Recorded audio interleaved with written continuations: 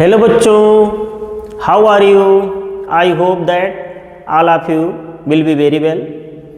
Today we will learn about tense, present perfect continuous tense. देखिए बच्चों, आज हम लोग present perfect continuous tense के नेगेटिव सेंटेंस को हिंदी से इंग्लिश में कैसे चेंज करते हैं, हिंदी से अंग्रेजी कैसे बनाते हैं, वो आज सीखेंगे। देखिए, टेंस बहुत ही महत्वपूर्ण है। अगर आप इंग्लिश पढ़ते हैं या नहीं भी पढ़ते हैं तो इंग्लिश एक ऐसी भाषा है जो हर जगह बोली जाती है, हर देश में बोली जाती है, पूरे ऑल वर्ल्ड में बोली जाती है। कहा जाता है English is a language that is spoken all over the world. तो इसलिए अंग्रेजी आपको बहुत ही ज़रूरी है जानना। आप हिंदी में किसी बात को सोचते हैं, अपने मन में किसी बात को सोचते हैं, हिंदी में कोई चीज़ लिखा होता है, सब कुछ जानते हैं, मगर एग्जाम में अंग्रेजी में उसको कैसे लिखें नहीं जान पाते। तो उसके लिए ट्रांसलेशन बहुत ही ज़रूरी है। अगर आपको ट्रांसलेशन नहीं आता, इंग्लिश बहुत जानते हैं आपकी वोकैबुलरी बहुत स्ट्रांग है, इंग्लिश के शब्द बहुत जानते हैं, मगर ग्रामर के अनुसार या टेंस के अनुसार उसको ट्रांसलेट नहीं कर पाते कि ही इज अ डॉक्टर लिखें, कि ही इज डॉक्टर लिखें, कि I am suffering from fever since last night लिखें, कि I have been suffering from fever since last night. जैसे मैंने लिख दिया I am suffering from fever since last night, ठीक है, सिंस लास्ट नाइट। आपने इसको पढ़ लिया, इसका हिंदी भी सोचते हैं कि आप निकाल लिए होंगे। आई एम सफरिंग फ्रॉम फीवर, मैं बुखार से पीड़ित हूँ, सिंस लास्ट नाइट, पिछली रात से। मगर यहाँ पे एम का प्रयोग नहीं होगा, हैव बीन का प्रयोग होगा। देखिए कैसे, आइए हम पढ़ते हैं। हमने प्रेजेंट परफेक्ट कंटीन्यूअस टेंस का पहचान बताया था अफर्मेटिव सेंटेंस में। एक वीडियो मैं अपलोड कर चुका हूँ प्रेजेंट परफेक्ट कंटीन्यूअस टेंस का, दूसरा वीडियो नेगेटिव सेंटेंस का है, वो अफर्मेटिव सेंटेंस था। प्रेजेंट परफेक्ट कंटीन्यूअस टेंस कहते किसे हैं, कैसे पता चलेगा कि ये बात प्रेजेंट परफेक्ट कंटीन्यूअस टेंस में कहना है या ये प्रेजेंट परफेक्ट कंटीन्यूअस टेंस है। देखिए, जब कोई काम जारी हो, ठीक है, इस टेंस से किसी काम के जारी होने का बोध होता है, और वो काम कब से जारी है, समय का भी जिक्र होता है उसमें कि कब से जारी है, आज से जारी है, कल से जारी है, या 2 घंटे से जारी है, 2 वर्ष से जारी है, 5 बजे से जारी है, सुबह से जारी है, कब से जारी है। जैसे मैं आपको 5 मिनट से पढ़ा रहा हूँ, मैं आपको 10 साल से पढ़ा रहा हूँ, मैं आपको 20 साल से पढ़ा रहा हूँ, तो काम पढ़ा तो रहा हूँ, मैं आपको पढ़ा रहा हूँ, ये प्रेजेंट कंटीन्यूअस टेंस है, लेकिन इसमें समय दे दिया कि कब से पढ़ा रहा हूँ, मैं आपको 20 साल से पढ़ा रहा हूँ, तो ये आपका प्रेजेंट परफेक्ट कंटीन्यूअस टेंस है। ठीक है, देखिए इसको निगेटिव, इसका निगेटिव कैसे हम ट्रांसलेट करते हैं। इस टेंस का जो हेल्पिंग वर्ब है हैज बीन और हैव बीन है, हैज बीन और हैव बीन। ठीक है, आपको सभी टेंस के हेल्पिंग वर्ब पता होना चाहिए, और उस टेंस में मेन वर्ब का कौन सा फॉर्म हम यूज करते हैं। जितने भी कंटीन्यूअस है, ध्यान दीजिएगा, चाहे वो प्रेजेंट कंटीन्यूअस टेंस हो, चाहे प्रेजेंट परफेक्ट कंटीन्यूअस टेंस हो, चाहे पास्ट कंटीन्यूअस टेंस हो, चाहे पास्ट परफेक्ट कंटीन्यूअस टेंस हो, चाहे फ्यूचर कंटीन्यूअस टेंस हो, चाहे फ्यूचर परफेक्ट कंटीन्यूअस टेंस हो, सभी टेंस में मेन वर्ब का 4th फॉर्म यूज करते हैं, यानी कि कंटीन्यूअस टेंस में। समझ रहे हैं? तो प्रेजेंट परफेक्ट की बात की जा रही है, तो हैज बीन और हैव बीन के साथ मेन वर्ब का फर्स्ट फॉर्म होगा। ये आपका हेल्पिंग वर्ब है, हैज बीन और हैव बीन। तो इसका स्ट्रक्चर, निगेटिव सेंटेंस का स्ट्रक्चर क्या होगा। सबसे पहले सब्जेक्ट लिखते हैं। आपको अंग्रेजी में अनुवाद करना है, इंग्लिश में ट्रांसलेट करना है, तो सबसे पहले सब्जेक्ट लिखेंगे। उसके पश्चात सब्जेक्ट के अनुसार हैज या हैव लिखिए। हमने बताया था अफर्मेटिव सेंटेंस में बता दिया है कि यदि सब्जेक्ट सिंगुलर है तो हैज लिखिए, सब्जेक्ट प्लूरल है तो हैव लिखिए। इसके पश्चात बीन लिखते हैं, लेकिन ये निगेटिव है तो इसके बाद नॉट लिखेंगे। क्या लिखेंगे? नॉट। ठीक है, उसके पश्चात बीन लिखते हैं, यानी कि हैज नॉट बीन या हैव नॉट बीन, निगेटिव की बात कर रहा हूं तो हैज नॉट बीन और हैव नॉट बीन लिखेंगे, प्लस मेन वर्ब का फोर्थ फॉर्म लिखते हैं, प्लस ऑब्जेक्ट लिखते हैं, उसके पश्चात सिंस या फॉर लिखते हैं। सिंस या फॉर लिख करके टाइम लिखते हैं। सिंस का प्रयोग कहाँ होगा, फॉर का प्रयोग कहाँ होगा, वो मैंने बताया है। सब्जेक्ट, उसके बाद हैज या हैव, उसके बाद नॉट, फिर बीन, फिर मेन वर्ब का फोर्थ फॉर्म, फिर ऑब्जेक्ट, फिर प्लस सिंस या फॉर प्लस टाइम। ठीक है। अब देखिए उदाहरण, जैसे मैं लिख रहा हूं राम 2 दिन से स्कूल नहीं जा रहा है। राम 2 दिन से स्कूल नहीं जा रहा है। देखिए इसको अंग्रेजी में कैसे हम ट्रांसलेट करेंगे। सब्जेक्ट आपका राम है, सब्जेक्ट क्या है, राम। तो सबसे पहले आप राम लिखेंगे। क्या लिखेंगे, राम। उसके पश्चात हैज या हैव लिखते हैं। हम जानते हैं राम सिंगुलर है, राम एक ही व्यक्ति का नाम है, एक ही व्यक्ति की बात की जा रही है, तो हैज लिखेंगे। क्या लिखेंगे, हैज। उसके बाद नॉट लिखते हैं, Ram has not.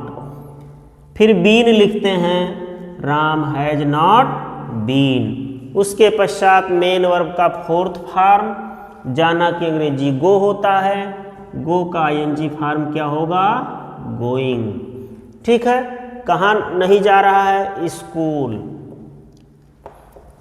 To school. अब हम सिंस या फॉर लिखते हैं। 2 दिन आपका जो है ये पीरियड ऑफ टाइम है, ना कि पॉइंट ऑफ टाइम है, तो लिखते हैं फॉर 2 डेज। क्या लिखते हैं, फॉर 2 डेज। इसी तरह से और भी वाक्य देखते हैं। सुबह से बारिश हो रही है। सुबह से बारिश हो रही है। ठीक है। इसको हम अंग्रेजी में कैसे ट्रांसलेट करेंगे। देखिए बारिश होना, मौसम का जिक्र किया जा रहा है तो इट का प्रयोग, सब्जेक्ट के रूप में इट का प्रयोग करेंगे। किसका प्रयोग करेंगे, इट का। इट सिंगुलर है, इट क्या है, सिंगुलर, तो इट के साथ हैज बीन लिखेंगे। क्या लिखेंगे, निगेटिव की बात की जा रही है, सुबह से बारिश नहीं हो रही है, तो it has not been raining.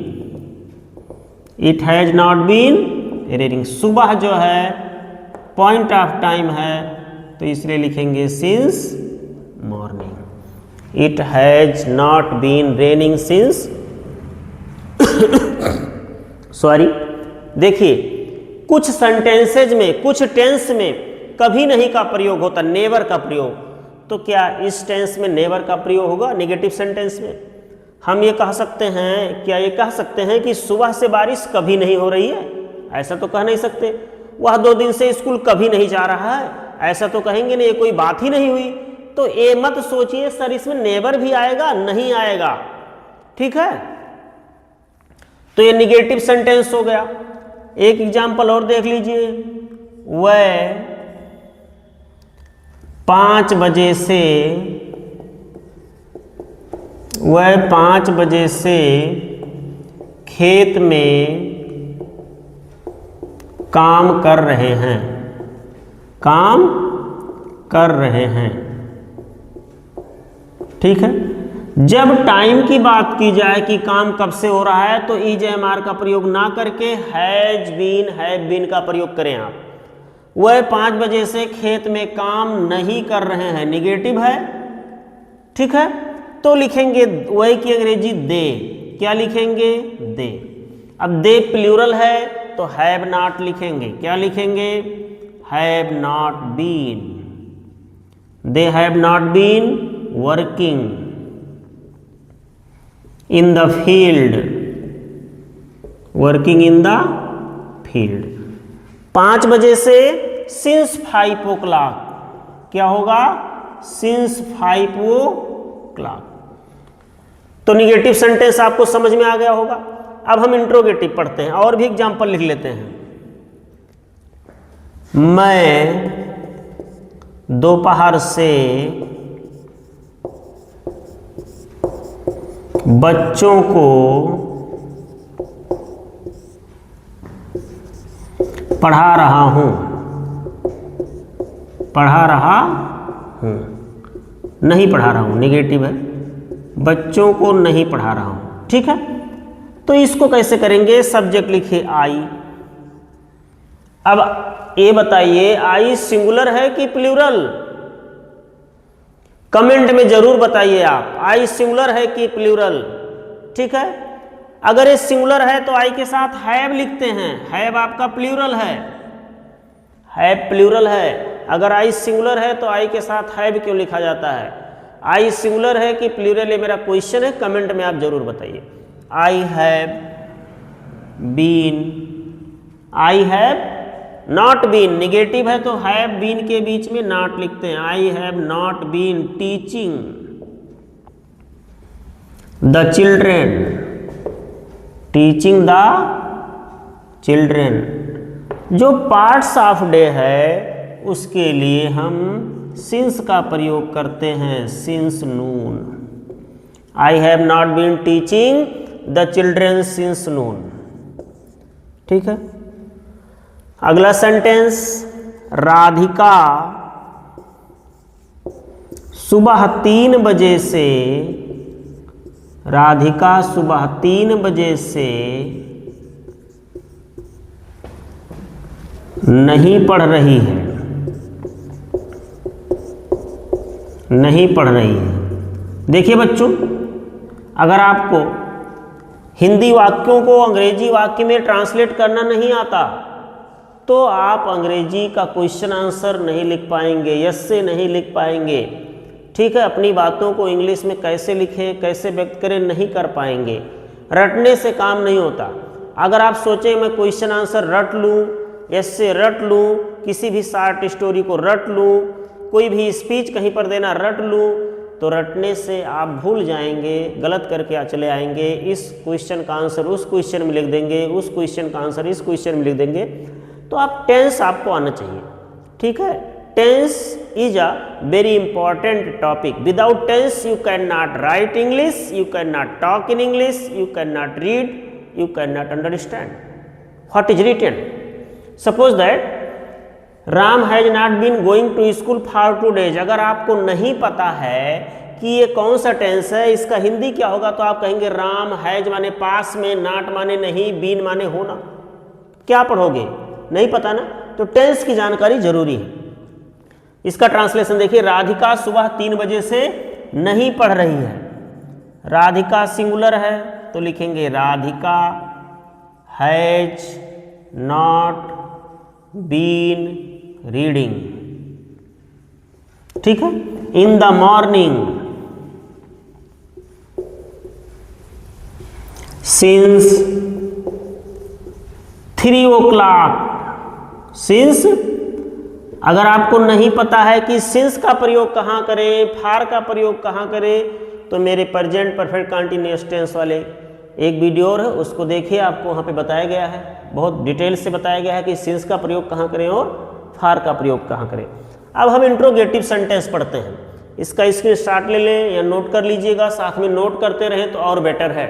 अगर आप वास्तव में सीखना चाहते हैं तो कॉपी कलम साथ में लेके बैठिए और नोट करते रहिए। नहीं समझ में आता दोबारा देखिए उसको। ठीक है, चलिए हम पढ़ते हैं अब इंट्रोगेटिव सेंटेंस। इसको मिटा देते हैं।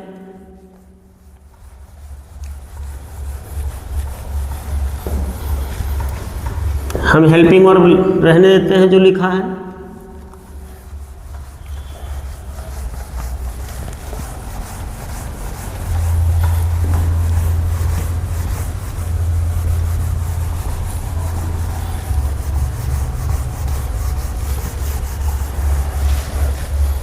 हम पढ़ेंगे अब इंट्रोगेटिव सेंटेंस।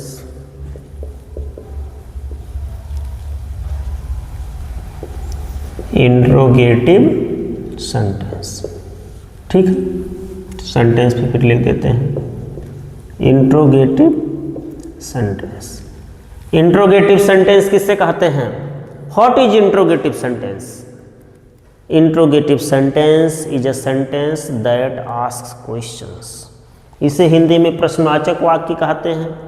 प्रश्नवाचक वाक्य वह वाक्य होता है जिससे प्रश्न का बोध होता है। प्रश्नवाचक वाक्य वह वाक्य होता है जिससे प्रश्न का बोध होता है। प्रश्न भी दो तरह के होते हैं, ध्यान दीजिएगा। प्रश्न भी दो तरह के होते हैं। एक प्रश्न ऐसा होता है जिसका उत्तर हम यस या नो में दे सकते हैं। एक प्रश्न ऐसा होता है जिसका उत्तर यस या नो में नहीं दिया जा सकता। जैसे कोई पूछे तुम आज सुबह से क्या कर रहे हो? किसी ने पूछा आपसे तुम आज सुबह से क्या कर रहे हो, तो अगर आप पढ़ाई कर रहे हैं तो कहेंगे मैं आज सुबह से पढ़ रहा हूँ। ठीक है, इसी को उसने पूछा क्या तुम सुबह से पढ़ रहे हो, तो कहेगा हाँ या कहेगा नहीं। तो ऐसे प्रश्नवाचक वाक्य या ऐसे इंट्रोगेटिव सेंटेंस जिसका उत्तर यस या नो में दे सके, यानी कि हाँ या नहीं में दे सके, वो यस या नो टाइप होता है। और जिसका उत्तर यस या नो में ना दे सके वो WH टाइप होता है। देखिए, इंट्रोगेटिव सेंटेंस दो तरह के होते हैं। एक यस या नो टाइप क्वेश्चंस। अब यस या नो टाइप क्वेश्चंस जो होते हैं, क्वेश्चंस का मतलब वही प्रश्नवाचक वाक्य। यस या नो टाइप क्वेश्चंस जो होते हैं उसका उत्तर आप यस या नो में दे सकते हैं।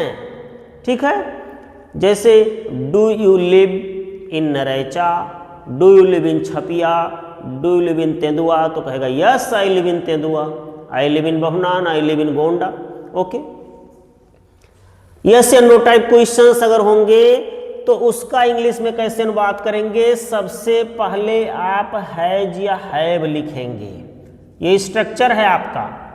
ठीक है, इसको हम कहते हैं स्ट्रक्चर। सबसे पहले हैज या हैव लिखेंगे, उसके पश्चात सब्जेक्ट लिखा जाएगा। क्या लिखा जाएगा? सब्जेक्ट। उसके पश्चात बीन लिखेंगे। क्या लिखेंगे? बीन। उसके पश्चात मेन वर्ब का फोर्थ फॉर्म लिखते हैं। मेन वर्ब का फोर्थ फॉर्म लिखते हैं। उसके पश्चात ऑब्जेक्ट लिखते हैं। उसके पश्चात सिंस या फॉर लिख करके टाइम को लिखते हैं। और एक चीज यहां पे हम नहीं भूलते हैं, क्या?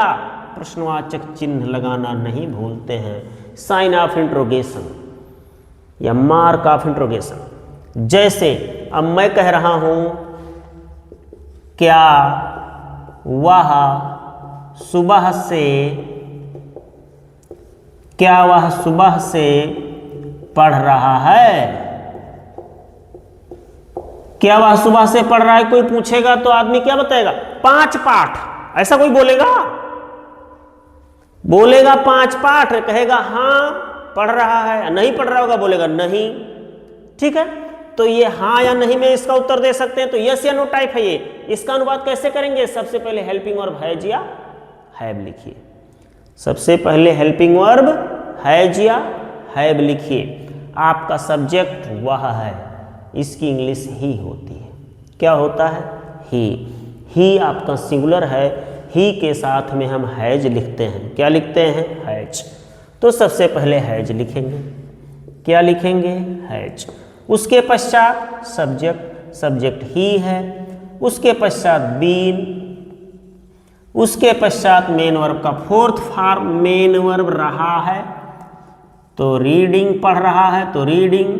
Has he been reading since morning, since morning.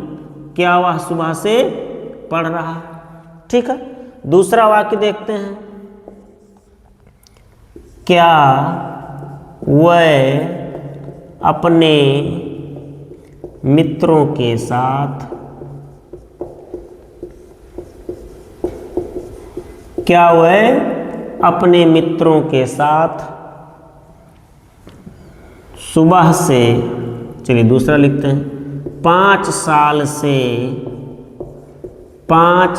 से दिल्ली